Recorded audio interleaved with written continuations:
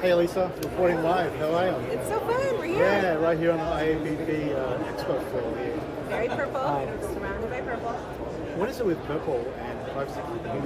Purple and power. Something I don't know Purple about, and yeah. privacy. I don't know. So there's a lot going on. Yesterday we were at the IAB conference, Public Policy Summit.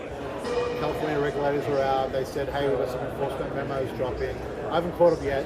I hate to admit, but what was in it? Can you give us a little download? Sure. So the enforcement side of the California Privacy Protection Agency, they dropped an enforcement advisory.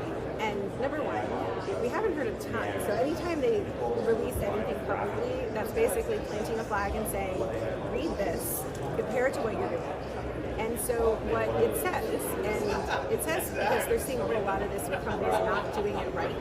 So that's like an extra nudge to read this, is that in your data subject requests, right, access, deletion, opt-out, a lot of companies were putting mandatory fields of a lot of information.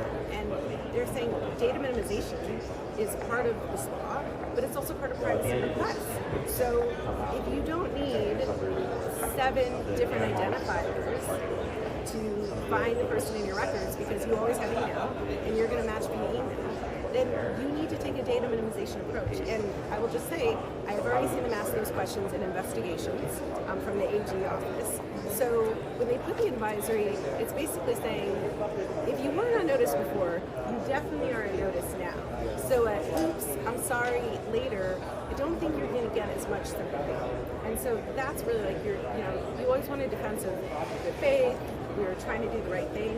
This is one that really shouldn't, it's not a heavy lift to do, right? Change your form, make optional, or just don't really take a look at it and say, do I really need this? Maybe your MVP, your minimum viable version of it. If the ordinary course of your business is one ID, you're not going to need 7. You don't right? need 7. You don't need 7. So just take a fresh look. Even if you think you're doing it perfectly, take a fresh look and just confirm.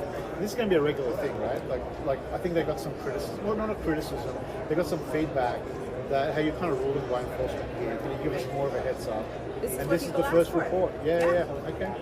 Now the other thing I've been fascinated about is synthetic data.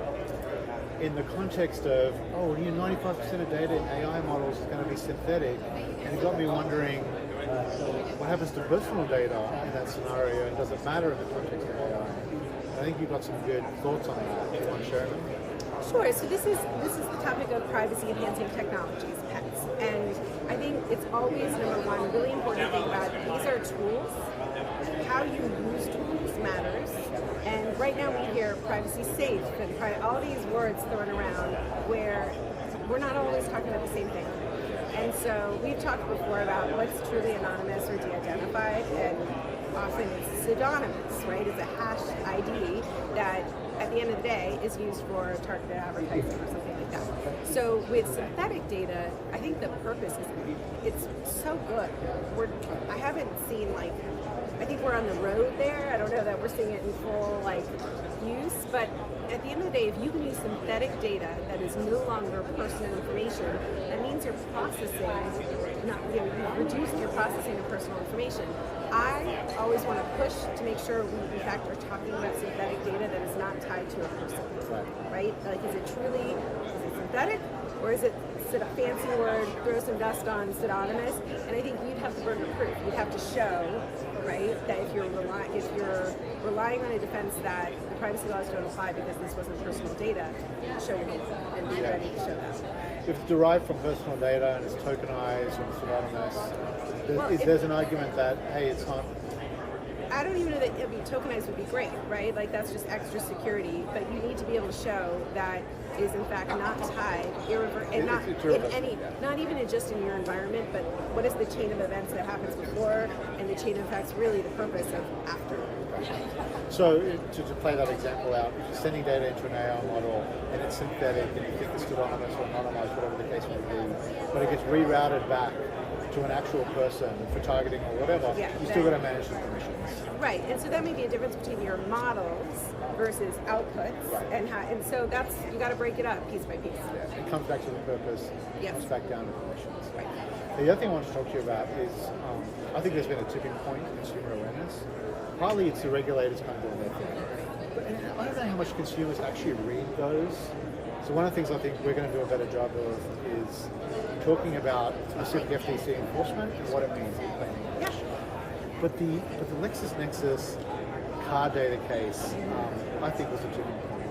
It was New York Times reporting on LexisNexis picking up data, sending it to insurers, selling it to insurers, and then you found some automotive manufacturers totally changing their policies there. And I thought, this is the moment. I think we're lighting a match, and I think the mentality in some ways is we're measuring against what has always been.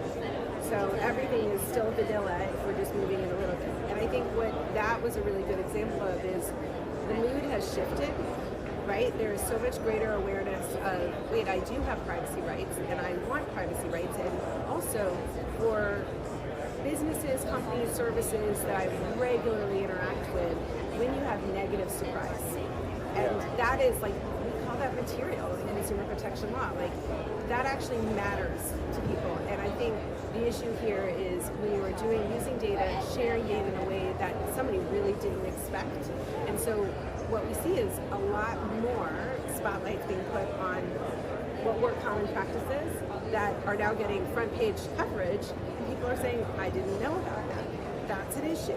And I think when we do risk assessments and the business is saying, well, show me the black letter law that says I can't do that, I think that doesn't work in privacy land. We have to talk about these moments because so quickly you're not just on the front cover of every newspaper, you're having, every podcast, it's just viral. And I think we're at a viral moment on privacy stories.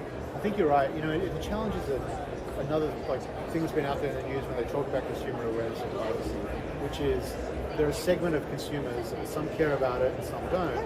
And I always thought that was wrong, actually, because it's true. Right, it's right, there are consumers that care and those that don't. But I think it's more about the type of data and the type of processing that's happening. If you're buying mayonnaise, you may not care. Yeah, right. But you're driving around in your car, yeah. Right. And for different people, it becomes more personal because it's their life. Right. It says such a story of their life. And everybody maybe has some threshold. All right, now I care. Right.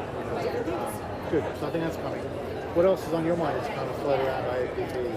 Well, one, it'll be interesting what we talk about next week because always at IAPP, regulators drop news. Yeah. And so we heard from CPPA, and I just wonder over the course of, let's say, tomorrow, what other things are going to kind of trickle out there that we will talk about. But I think everything I'm hearing, we're just in enforcement land. Like, this is real. More companies are getting letters. More companies are getting private lawsuits, and it's just all bubbling up. And so that means practices are that usually is an accelerant to changing practices because the risk factor is not abstract, it's real. What are the hot states right now for enforcement? California. But we are also seeing stuff. Texas sent out some letters for data brokers who had not registered yet. Connecticut has definitely sent and continues to send some letters. There are states that don't even yet have a comprehensive privacy law that are making inquiries. So honestly, it's a whack-a-mole because they all have new tools, and those tools are meant to, in their view, to be used to protect their constituents. So I think it's the volume. We now have to think about so many more enforcers that are asking questions. Oh my God, yeah. Well, thanks, Lisa. I appreciate you doing this again. No problem. Have fun at the conference, yeah.